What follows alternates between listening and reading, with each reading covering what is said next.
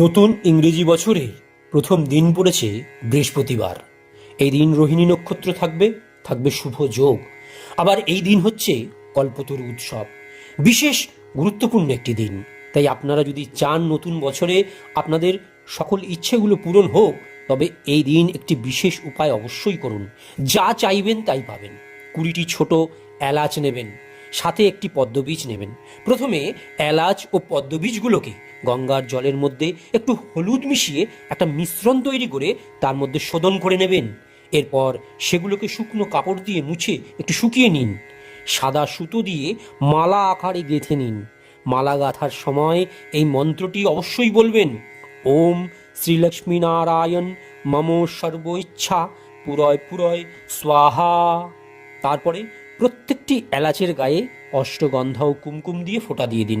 এরপর এই মালা মা লক্ষ্মী ও ভগবান নারায়ণকে নিবেদন করুন।